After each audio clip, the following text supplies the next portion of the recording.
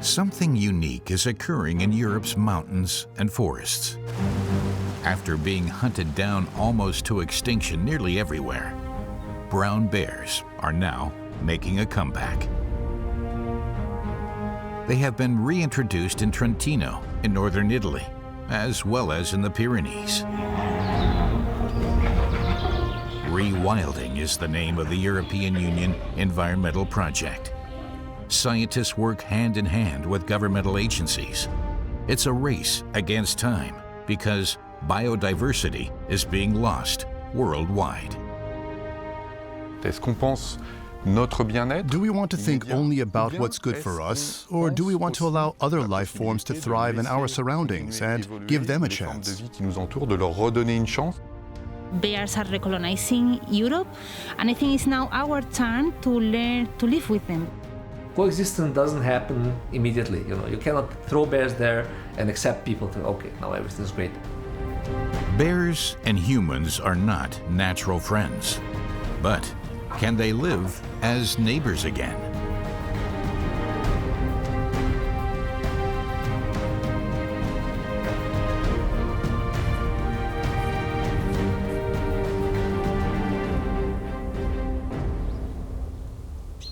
In 1992, the European Union passed the Habitats Directive with the goal of promoting biodiversity and slowing the loss of natural habitats. Since then, the same environmental law has been applied to all member states. Large animals should be protected from extinction. The emblematic megafauna, this includes bears, who are hardly able to find any large areas that offer them an ideal habitat.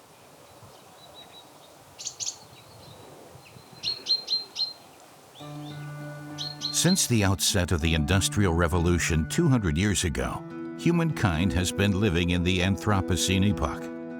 That means that man now has the most significant impact on all aspects of our planetary environment. But humankind's conflict with bears and other predators dates back thousands of years, since people started tilling fields and domesticating animals. Cette question du conflit avec les grands carnivores, elle est ancienne. On peut probablement The conflict between humans and predators is a very old story, probably dating back to the Neolithic transitional period, about 7,000 to 8,000 years ago, when new groups of people migrated to Europe from Eastern Europe and Central Asia. They brought their domesticated animals with them. As our societies evolved, conflicts have crystallized over the course of the centuries that led to the destruction of the large predator species.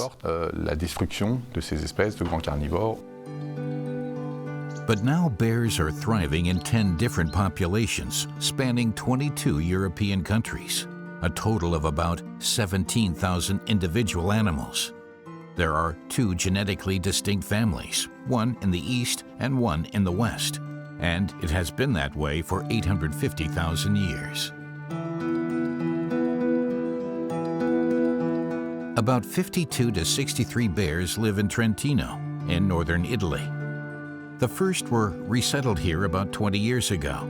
The same time, they were also reintroduced in the Pyrenees, where about 40 bears live.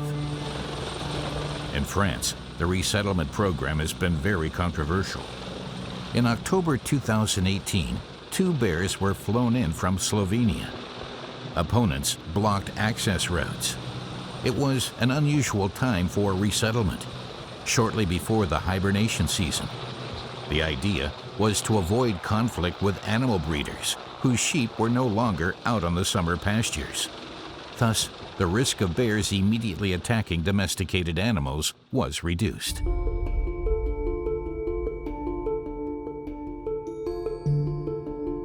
And just 3 weeks later, the first video footage of one of the 2 bears was made.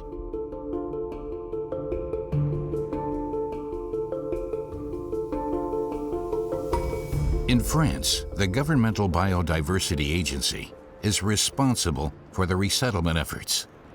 as well as the protection and scientific observation of the bears.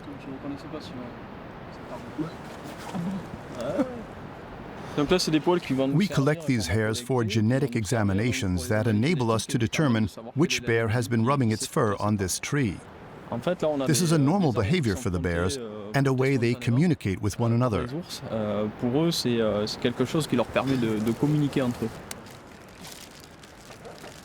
The return of the bears is putting human tolerance to the test. Are we willing to make room for Europe's largest predator, even if the animal's needs are in direct competition with our own economic fundamentals?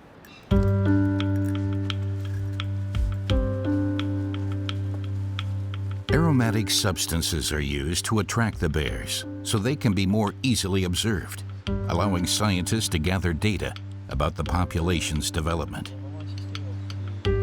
Bears from Slovenia were first resettled here in 1996.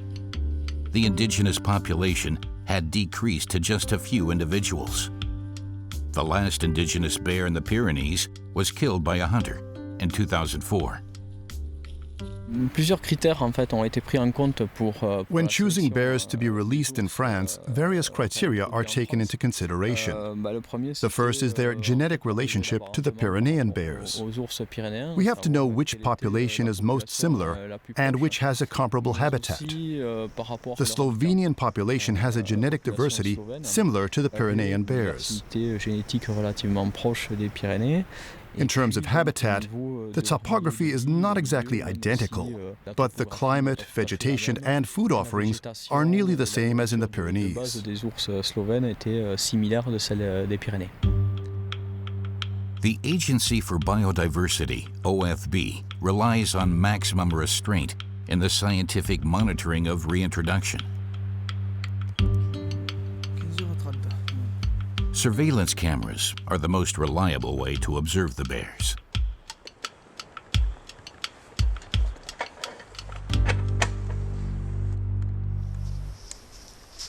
Can bears return to the Pyrenees even though they are a threat to domestic herds? What will it take for people to accept their presence here again?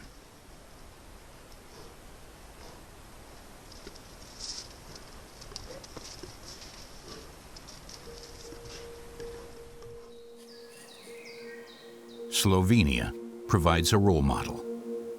60% of the country is covered with forest. The bears that live here belong to the Dinaric Pindos population, which extends from the north of Greece across the entire Balkans to Slovenia. At the beginning of the 20th century, bears were nearly exterminated here, with only 30 or 40 animals surviving.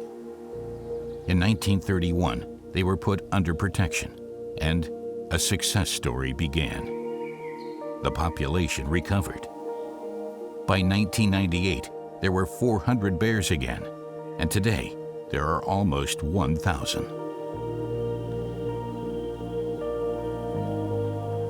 All of the bears resettled in France since 1996 were originally from Slovenia.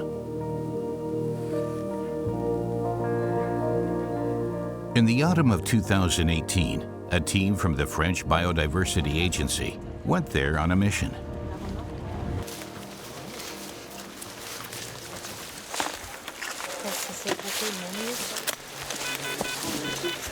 The Slovenia Forest Service selected 2 female animals. Then French veterinarians examined them for disease and conducted a genetic test. One of the female bears was pregnant with 2 cubs.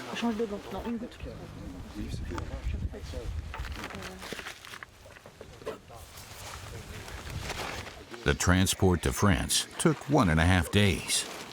The bears remained conscious, but were sedated.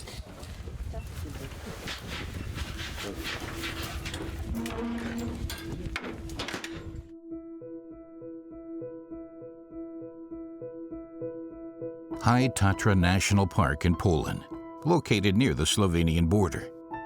With 3 million visitors annually, it is the most visited national park in the country and home to an estimated 55 to 150 Polish brown bears. A team of scientists from the University of Krakow are focused on the ecological role the brown bears play. What impact do they have on the ecosystem?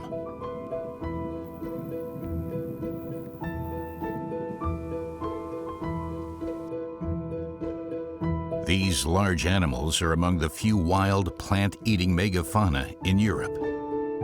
They have a decisive influence on vegetation density and landscape structure.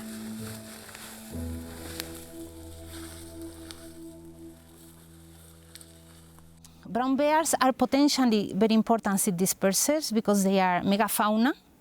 We have very few megafauna in Europe currently, and they are able to eat really huge amounts of fruits during the autumn when they are accumulating or preparing for the winter.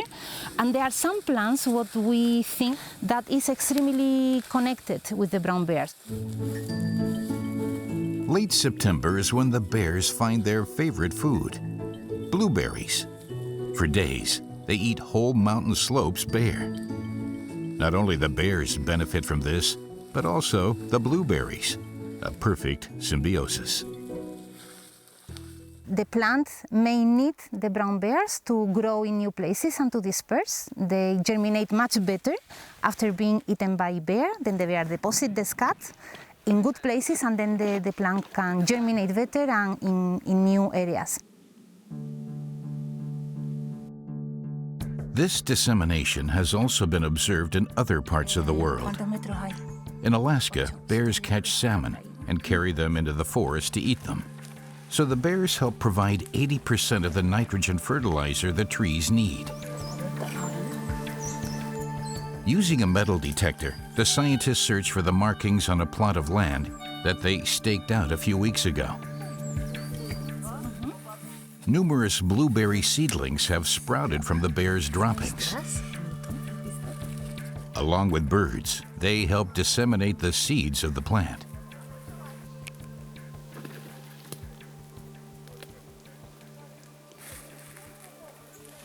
For the bear, it's also very positive because it seems that they can get a lot of sugar and a lot of help to spend the winter. They get in better state the more bilberries they eat. And also it seems that the females is type of related with reproduction. Bears are an umbrella species. Because they require a large habitat, they serve as a protective umbrella for many other, less demanding species.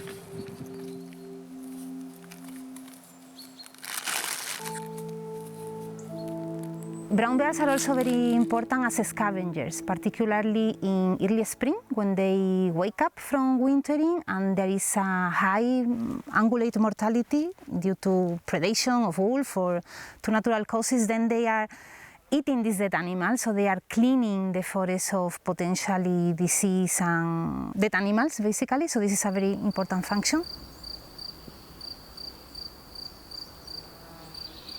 Bears need a lot of space, on average 350 square kilometers. Male bears travel 8 to 10 kilometers a day.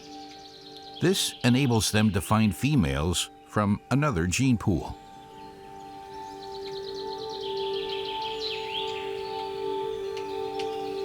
The female leaves her scent on a tree in early May.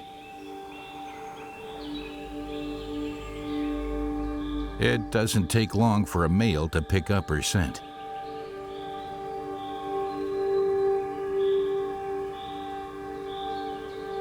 It's mating time.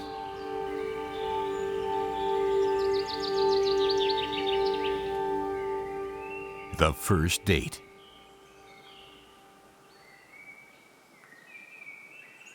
The dark brown male is patient, but the pair is being distracted by something.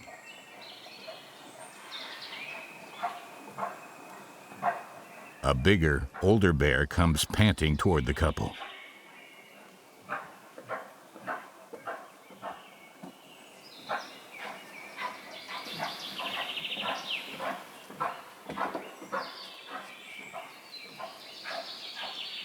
The younger male decides to retreat.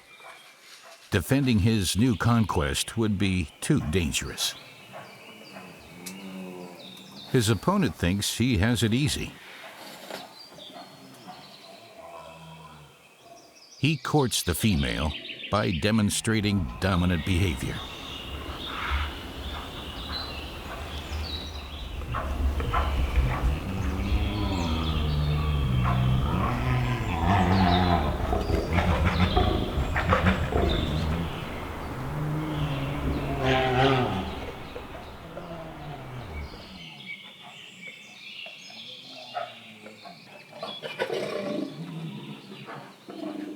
But she doesn't seem interested in continuing the ritual. The older bear withdraws.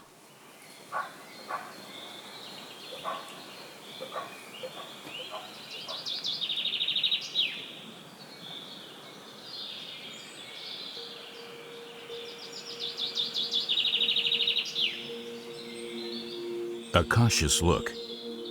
The coast is clear.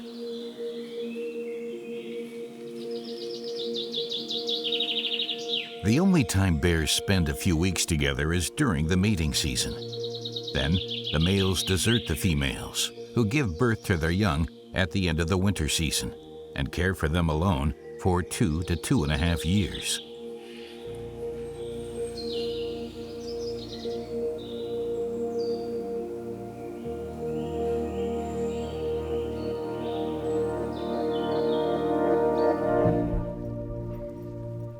In the French Pyrenees, the reintroduction of brown bears has led to a bitter fight with animal breeders.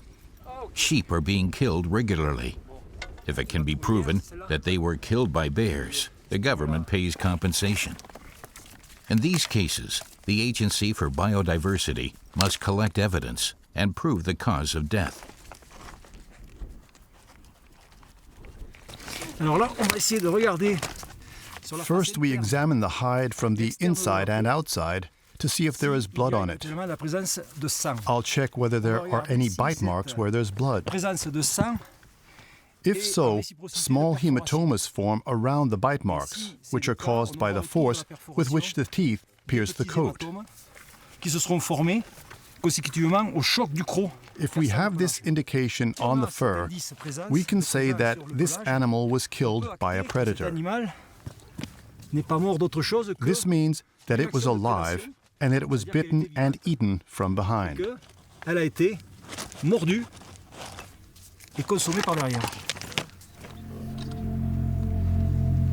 number of sheep killed in the Pyrenees has been increasing rapidly over the past several years. The conflict with animal breeders is worsening. Bears near the summer meadows pose a lethal threat to sheep. Sheep farmer Jean-Pierre Mérouz lost 265 sheep in June 2019. The animals probably panicked due to a bear attack and fell down a steep slope. He and many other breeders in the high mountains consider state-financed protective measures, such as electric fences for the night, guard dogs, and additional shepherds, to be ineffective. Just look at the landscape we're dealing with. Look at the nature of that terrain over there. It is steep, and the sheep that graze there can only do so in small groups.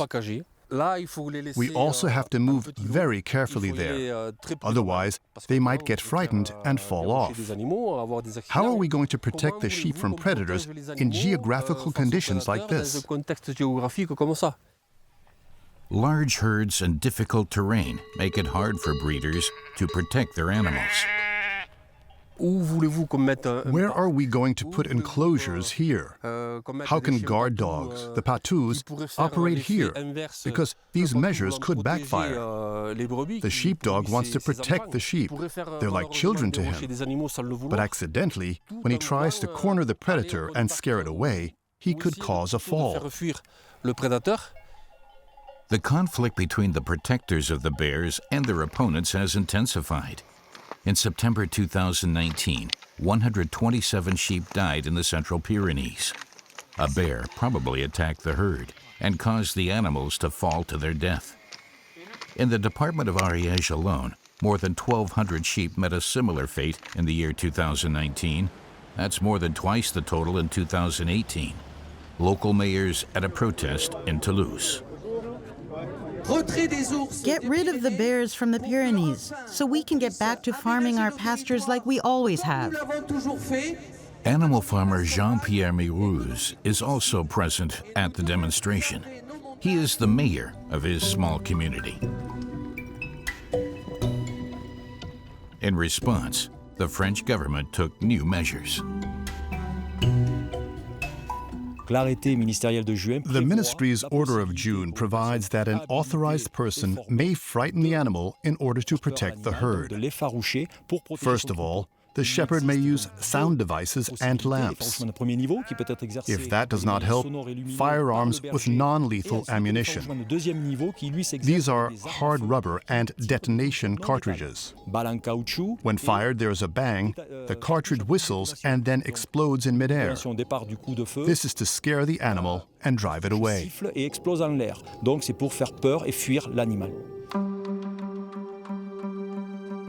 François Saurazon's specialty is the reintroduction of wild animals. Considering the massive worldwide extinction of species, he says it's time to rethink things. The way our society perceives nature is changing in profound ways. The presence of predators has caused conflicts, especially with regard to animal breeding, and confronted us with the question of how we, as humans, want to position ourselves within the overall context of biodiversity. Above all, in our relationship with animals, with all the positive aspects, but also with the problems they can pose for our development and well-being.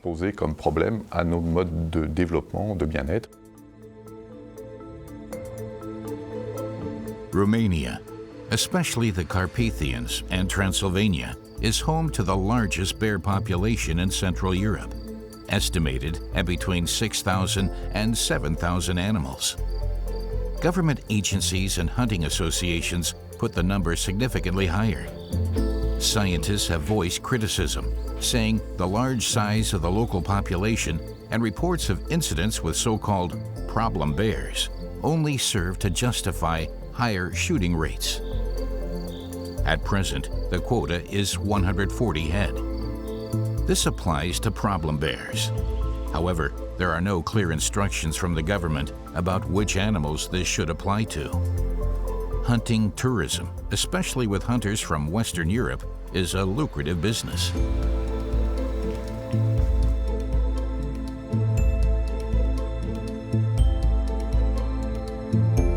Unlike in the Pyrenees, animal herds in the Carpathians are not kept on high mountains, so it's easier to herd them together. The herds are smaller, with 200 to 300 animals protected by guard dogs.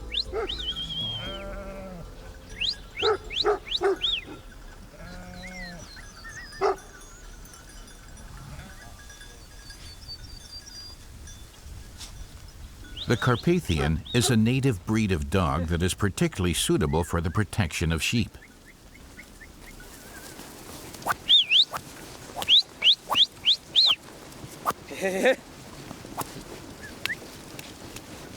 The family of sheep farmer Costel Chirila spends the summer here in the mountains with their animals.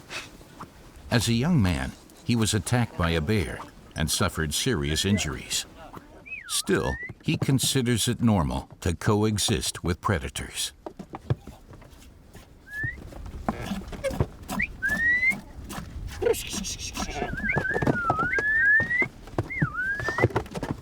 To protect the sheep, his son, who tends to them, even sleeps right next to the enclosure, where they are housed at night.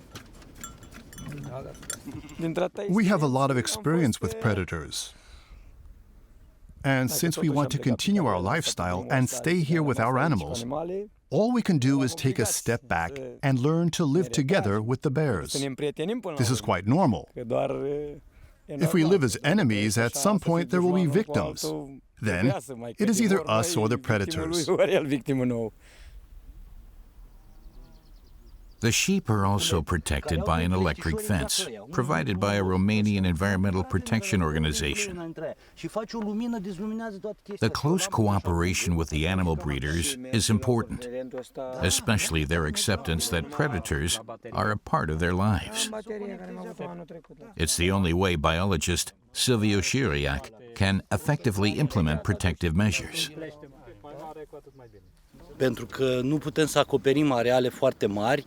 Because we can only cover small areas, we have created pilot projects in the villages where the shepherds have problems with predators.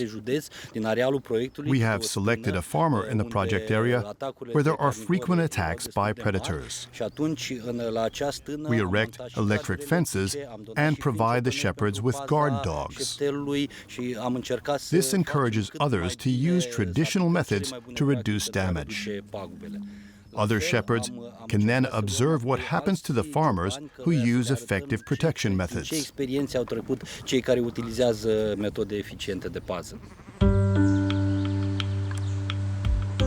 What other measures are effective to help animal farmers coexist with predators? With funds from the European Union, traditional guard dog breeds are raised here.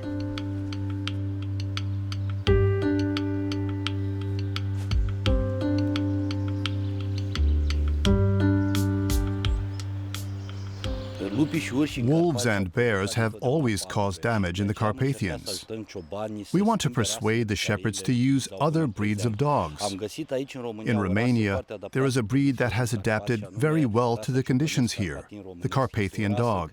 He has been living here for thousands of years, has got used to the climate, and has a balanced temperament. This helps the shepherds also to reduce damage caused by wolves.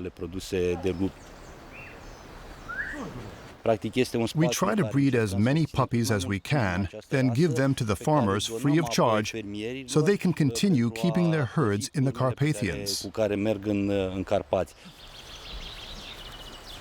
In addition, the sheep farmers promise to pass on puppies to others in their area, free of charge.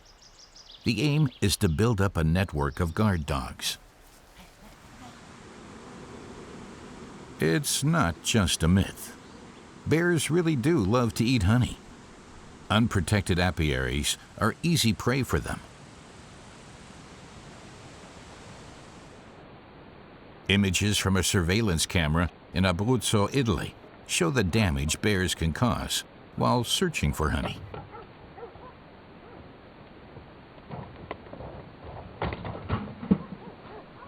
The bear is not even disturbed by the startled and stinging bees. In Slovenia, with nearly 1,000 bears, there are tried and proven protection methods. This traditional apiary stands on a high pedestal that prevents bears from reaching the beehives.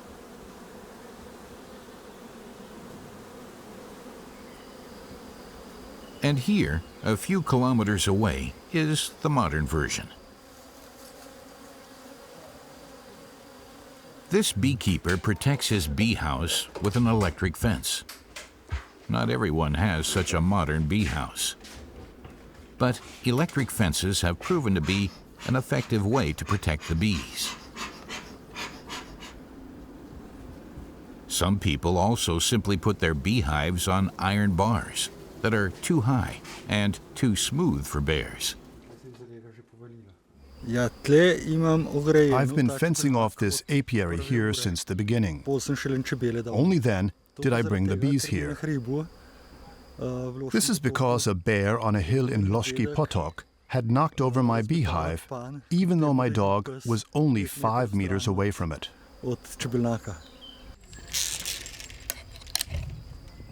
This beekeeper considers living together with bears a normality. He maintains his electric fence and regularly checks that the voltage is at least 6,000 to 8,000 volts. Even such a simple electric fence provides effective protection.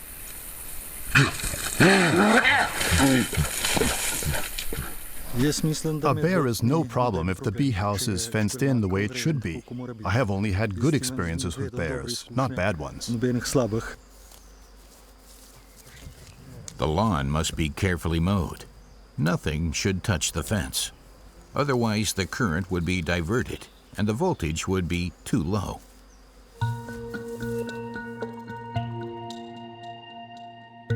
Slovenia allows the shooting of so-called problem bears. If there are problem individuals, those should be removed, and at the same time the measures need to be undertaken that those causes why these bears became trouble bears should be removed, and this is availability of food. In principle, EU law places bears under protection. There are exceptions in Slovakia, Romania, and Slovenia, among others. In 2019, a shooting quota of 160 animals was applied in Slovenia in an effort to reduce the population from 1,000 to 800 in 3 years. Generally, the tolerance towards bears is quite high. People like the idea that they are living in the well-preserved nature with the bears, but they don't want to increase the number of bears in that area. They believe it's enough. And we believe the opinion of the local people is really important, because in long term the bears will survive in our area just if the people will tolerate them and will be able to coexist with them. Hair and feces samples from bears are undergoing genetic analysis at the University of Ljubljana, making it possible to specifically identify individual animals. Mathematical models can then be used to calculate the size of the population. We want to establish the identity of that bear, so we do a genotype out of a sample. So we extract the DNA, we pull the genetic material out of the sample, purify it so it's clear, and then we look at genetic markers, so specific short fragments of DNA that can help us identify the animal. The genotype we produce is unique, sort of like a genetic fingerprint. Whenever again we find a sample of the same animal, we can follow that bear through space and time. Knowledge of the population structure is the basis for the annual determination of the hunting quota, because under no circumstances should the population be endangered. One of the things we're doing is that we're reconstructing the pedigrees of the animals. We need to understand what removal of a certain animal of a certain category would mean for the population, because of course this culling is also regulated according to the weight of the bears. So it can be modified, of course, from year to year to have as little negative impact on the population as possible. Slovenian researchers are equipping numerous bears with GPS transmitters. They want to understand the behavior and movement patterns of the bears in order to better avoid conflicts with humans. Deterrent the bears. Basically, all the GPS collars that we put on animal record the locations as dense as you want. So usually we take it once per hour. So these are these little points here on the map. And then you also get the activity data, which actually helps you to explain what the animal has been doing. A few of the bears are even equipped with miniature cameras. These images reveal to the researchers why some bears seek the proximity of humans. For example, in this case, we put a GPS collar on one of the conflict bear in the central part of Slovenia, and then we intensify the sampling, so the location scans once per half an hour, and you can see that basically it used the vicinity of the villages all the time, or really often. Why?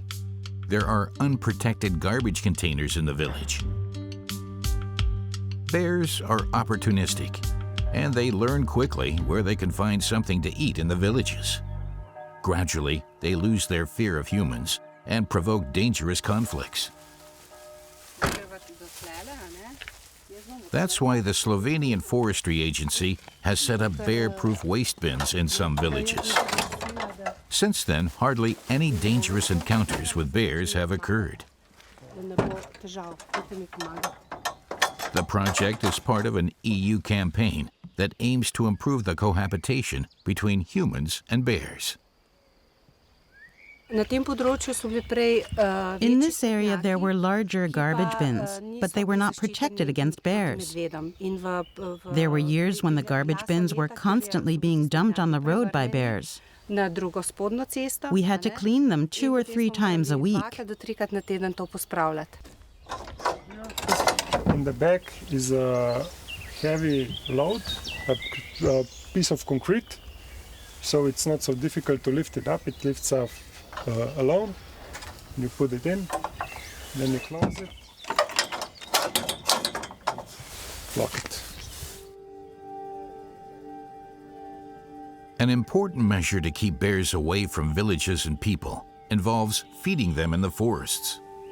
This is also practiced in Romania and Slovakia to reduce conflicts. But it also has negative effects. The animals learn to rely on the easily available food.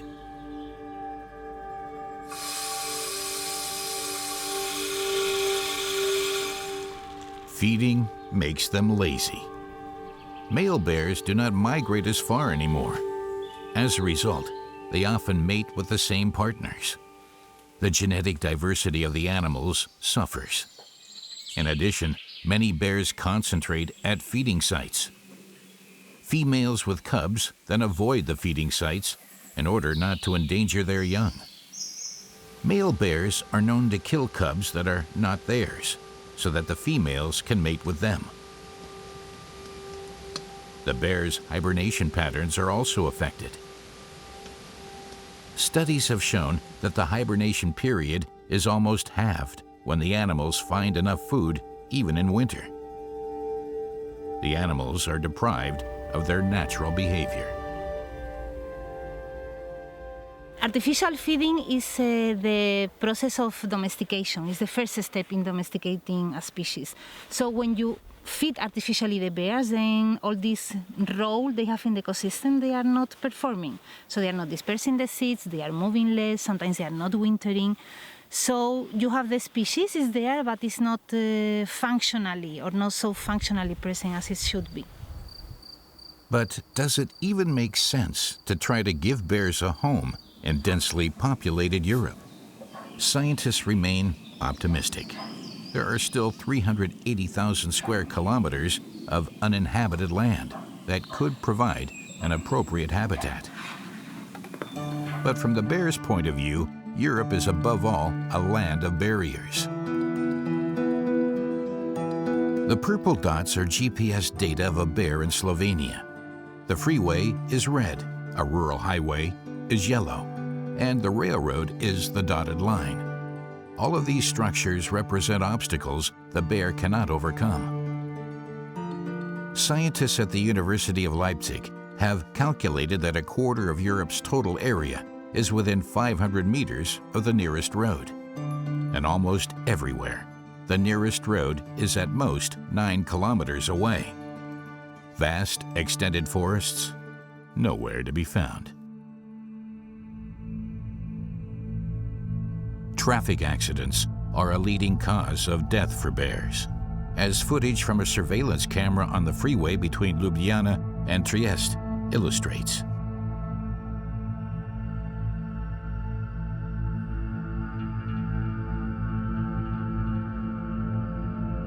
The Slovenia Forest Service has erected electric fences in particularly critical areas along the freeway in an effort to prevent accidents. But the freeway also prevents the bears from wandering freely, which in turn reduces their propagation. This stretch of the highway was identified as one of the most important locations where the bears would cross the highway and, of course, cause traffic accidents. Because traffic-related mortality for bears is also quite important cause of mortality and present also a very high risk for humans. Since we installed that about a year ago, we haven't had any traffic accidents with bears, at least in this stretch. In the long term, the aim is to build green corridors, or game bridges, so the animals can migrate freely. But Europe's freeways, and above all the innumerable streets and roads, can't all be made bear-proof. The most important prerequisite is for people to do their part.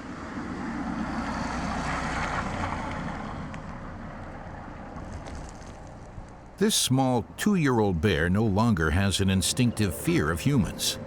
That represents a lethal danger for him and can lead to accidents. The bear explores the vicinity of the street in hopes of finding something to eat.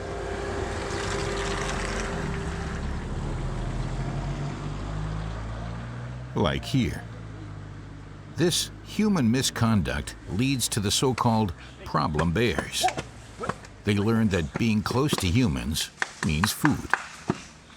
When they eat the food offered by motorists, they get used to it and only feed on it. Because the bear is a very opportunistic animal. It takes advantage of all opportunities that present themselves.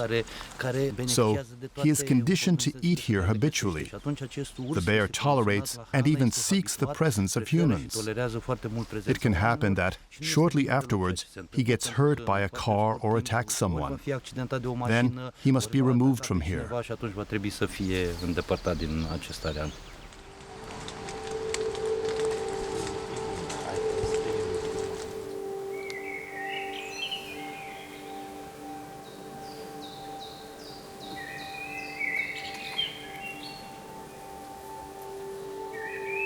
This bear is only a few months old and seems to have lost its mother, either to poachers or in a car accident, or due to illegal deforesting that drove her away.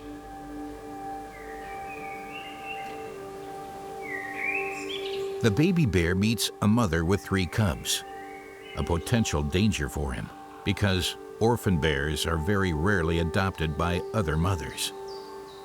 Their instinct classifies the foreign bear as a food competitor. Their own offspring have priority.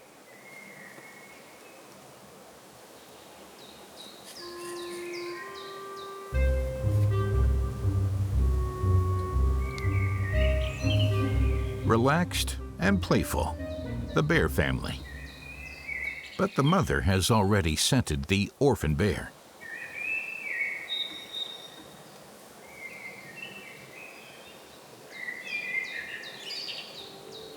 The little bear instinctively senses danger.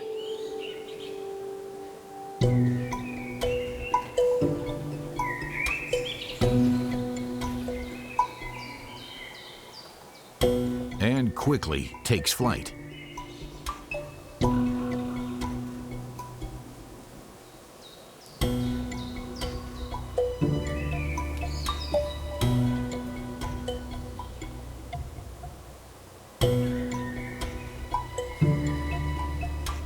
Alone, he has only a small chance at survival. Even if this time the other bear's mother leaves him alone.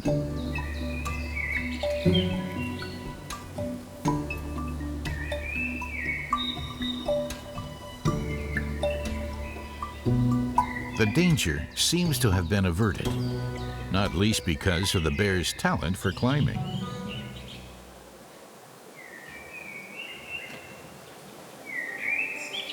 Farther north in the Carpathian Mountains of Romania, in the region of Harghita, is a 20-hectare area that is Europe's only orphanage for baby bears.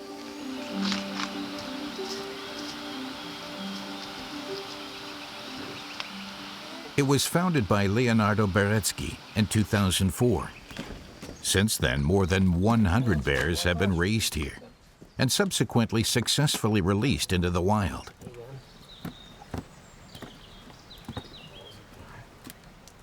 Most of the bears have lost their mothers to car accidents or poachers. Depending on how healthy they are, they may be fed milk from a bottle at first.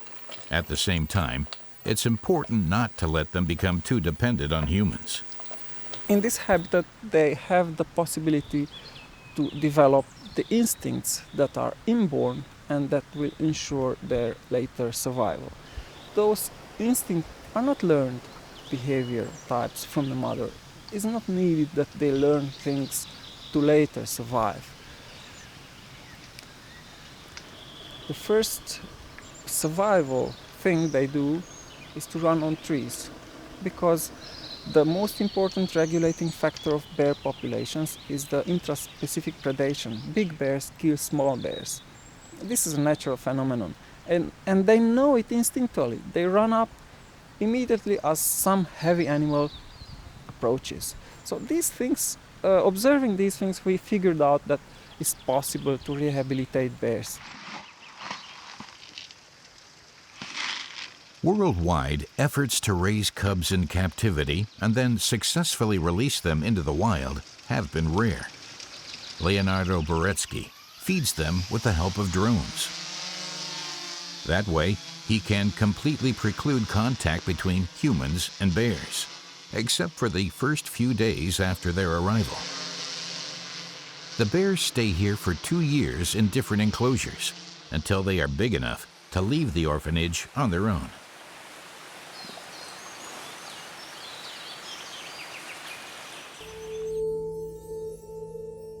Abruzzo National Park in Italy, an unspoiled natural paradise, just a 2-hour drive from Rome.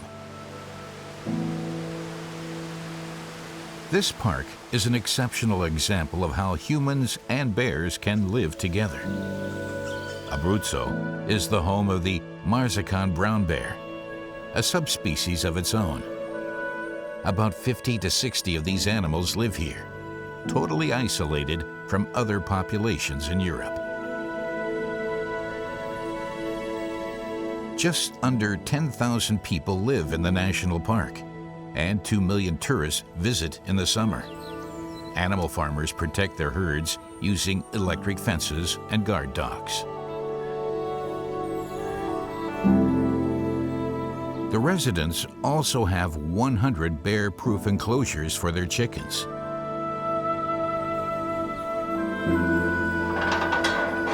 Paolo Ciucci is leading a large-scale research project on brown bears in Abruzzo.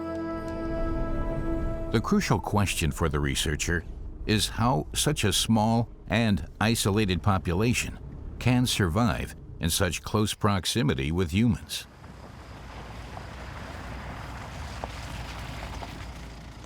The problem is that this population has been isolated from other brown bears population in Europe since a long time. We originally thought this time would have been about 400 or 600 years ago, but now with genomic data at hand that we provided, it comes out that this time of isolation might be much, much longer, even possibly more than 4,000 years. So a population of small size isolated for such long time, of course, has some problems in terms of probability of persistence in the long term.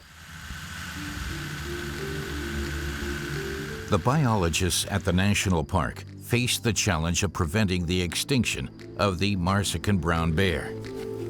Using hair and scat samples, as well as photo traps, the researchers can determine how large the population is, and how endangered it is, and how it can be effectively protected. To do all this, it is important to know their habitat precisely. And here too, GPS data can help.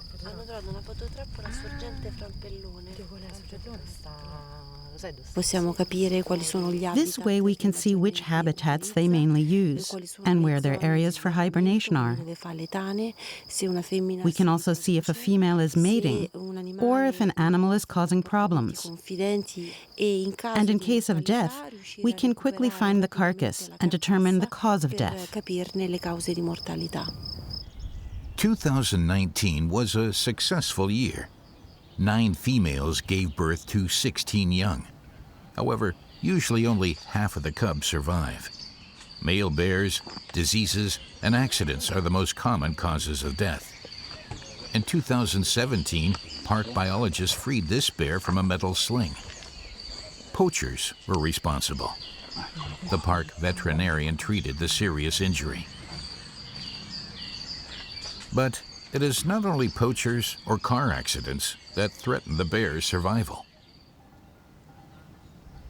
as the number of individuals in a population gets small, the risk of extinction is very, very high.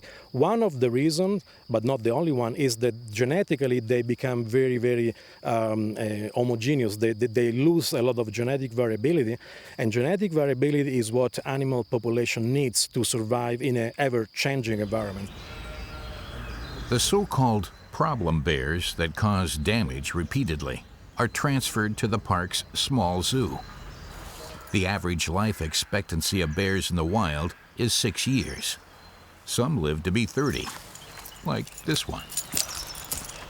The Abruzzo bear has survived thanks to its amazing propensity for adaptation. This bear is strictly, remarkably different from other bears of the closest bear population in Europe, because during this long time of isolation from other brown bear population, the Apennine brown bear in this area, it's remarkably not aggressive toward humans. And we recently found the genetic reason for this, because the genetic material that codifies and somehow shapes aggressive behavior or bold behavior in general toward prey, but also toward humans, are totally absent due to inbreeding and loss of genetic variability. And it is a sort of adaptation of these bears to a country which is strongly inhabited by people. In Abruzzo, the bears survive because they have adapted to humans and are protected by them.